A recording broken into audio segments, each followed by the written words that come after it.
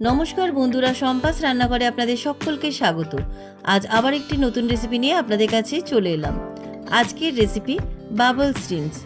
এই বর্ষার বিকেলে চায়ের সাথে এই রেসিপিটা দারুণ জমে যাবে, তাই আপনারা একবার হলেও এই রেসিপিটা ট্রাই করে দেখবেন। তাই ভিডিওটা স্কিপ না করে পুরো রেসিপিটা দেখার অনুরোধ রইল। রেসিপিটা ভালো লাগলে আমাকে কমেন্ট বক্সে কমেন্ট করে জানাবেন। ভালো লাগলে লাইক বাটনটাও প্রেস করে দেবেন, আর আপনাদের বন্ধুদের মধ্যে আমার ভিডিওটাকে শেয়ার করে দেবেন। আর আমার নতুন বন্ধুদের কাছে অনুরোধ, আমার চ্যানেলটাকে সাবস্ক্রাইব করে পাশে থাকবেন। আর আমার চ্যানেলে নতুন নতুন রেসিপি দেখার জন্য পাশে থাকা ছোট্ট বেল আইকনটাও প্রেস করে দেবেন। চলুন আর কথা না বাড়িয়ে কীভাবে আজকে বাবল স্টিম বানাচ্ছি রেসিপিটা দেখে নেওয়া যাক। বাবল স্টিম বানানোর জন্য আমি এখানে 500 গ্রাম বাগদা চিংড়ি নিয়েছি। চিংড়ি মাছের খোসা ছাড়িয়ে মাথাটা বাদ দিয়ে আর লেজের অল্প একটু অংশ রেখে আর পিঠের এই নোংরা পাইপটা বার করে ভালো করে পরিষ্কার করে ধুয়ে নিয়েছি। এবার এই চিংড়ি মাছগুলোর মধ্যে আমি লবণ দিয়ে দিলাম আর দিয়ে দিচ্ছি হাফ পাতিলেবুর রস।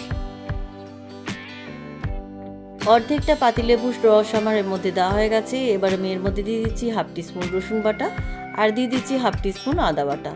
এবার আমি এর মধ্যে স্প্রিং অনিয়ন দেবো। স্প্রিং অনিয়নের হোয়াইট পার্টটা বাদ দিয়ে দিচ্ছি। সবুজ পাটে অল্প একটু অংশ আমি খুব মিহি করে কুচিয়ে নিচ্ছি।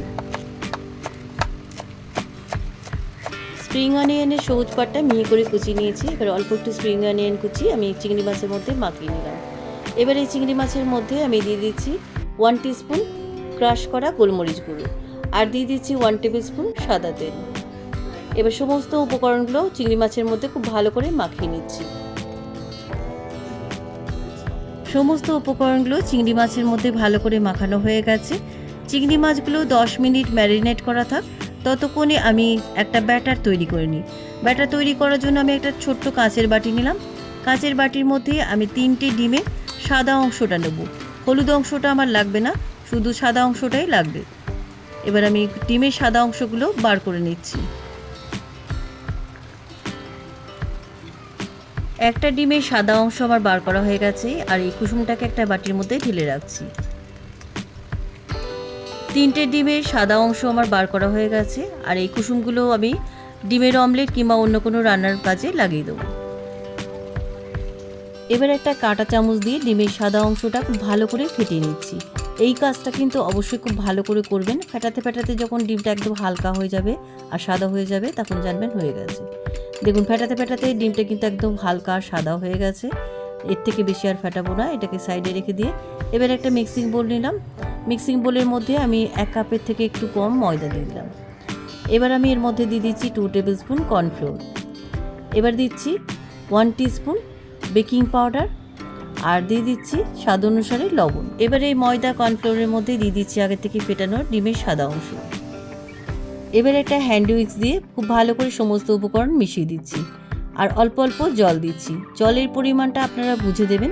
ব্যাটারটা কিন্তু খুব পাতলাও হবে না আবার খুব ঘনও হবে না। অল্প অল্প জল দিয়ে ব্যাটারটাকে আমি পাতলা করে নিচ্ছি। ব্যাটারটা খুব ভালো করে ফেটানো হয়ে গেছে। দেখুন এইরকম রানিং কনসিস্টেন্সি হবে, খুব পাতলাও না খুব ঘনও না। ব্যাটারটাকে সাইডে রেখে ইন্ডাকশানে একটা কড়াই বসিয়ে দিলাম। কড়াইটা গরম হয়ে গেছে। কড়াইয়ের মধ্যে আমি চিংড়ি মাছগুলো ভাজার জন্য পরিমাণ মতো রিফাইন্ড তেল দিলাম।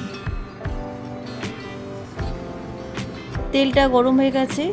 এবার ব্যাটারের মধ্যে একটা একটা করে চিংড়ি মাছ ডুবিয়ে তেলের মধ্যে ছেড়ে দিচ্ছি। দেখুন চিংড়ি মাছগুলো কেমন ফুলে উঠেছে। তেলের মধ্যে একসাথে কিন্তু অনেকগুলো চিংড়ি মাছ ছাড়বেন না, যাতে একটার সাথে একটা লেগে না যায় সেটা লক্ষ্য রাখবেন।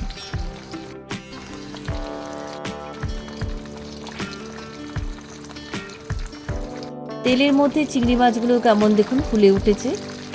চিংড়ি মাছের একটা পিঠ লাল করে ভেজে নেওয়ার পর উল্টো পিঠটাও ভেজে নিচ্ছি। দেখুন একটা পিঠ ভাজা হয়ে গেছে। এবার চিংড়ি মাছগুলোকে উল্টে দিচ্ছি।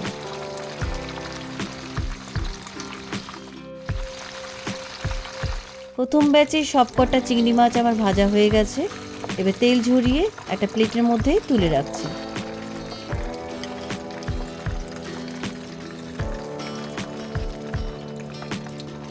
বাকি চিংড়ি মাছগুলো ওই একই তেলের মধ্যে ভেজে নিচ্ছি।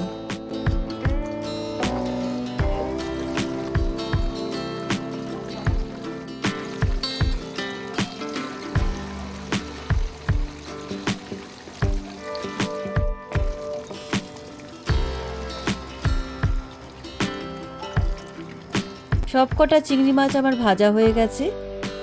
একটা চিংড়ি মাছ আমি সামনে এনে দেখাচ্ছি। দেখুন উপরটা যেমন ক্রিস্পি হয়েছে, ভেতরটা ততটাই জুসি। খেতে কিন্তু দারুণ সুস্বাদু হয়েছে। আপনারাও এই রেসিপিটা একবার হলেও ট্রাই করে দেখবেন। আমি এখানে মেয়োনিজের সাথে বাবল শ্রিম সার্ভ করছি। আপনারা এখানে টমেটো সসের সাথেও সার্ভ করতে পারেন। কেমন লাগলো আজকের এই স্ন্যাক্স রেসিপি? আপনারাও বাড়িতে এই রেসিপিটা একবার হলেও ট্রাই করে দেখবেন। খেতে কিন্তু দারুণ সুস্বাদু হয়। রেসিপিটা কেমন লাগলো আমাকে কমেন্ট বক্সে কমেন্ট করে জানাতে ভুলবেন না। ভালো লাগলে লাইক বাটনটাও প্রেস করে দেবেন, আর আপনাদের বন্ধুদের মধ্যে আমার ভিডিওটাকে শেয়ার করে দেবেন। আর আমার নতুন বন্ধুদের কাছে অনুরোধ, আমার চ্যানেলটাকে সাবস্ক্রাইব করে পাশে থাকবেন। আর আমার চ্যানেলে নতুন নতুন রেসিপি দেখার জন্য পাশে থাকা ছোট্ট বেল আইকনটাও প্রেস করে দেবেন। আজ তাহলে চলি, আবার একটা নতুন দিনে নতুন রেসিপি নিয়ে আপনাদের কাছে চলে আসব। সবাই ভালো থাকবেন, সুস্থ থাকবেন। ধন্যবাদ।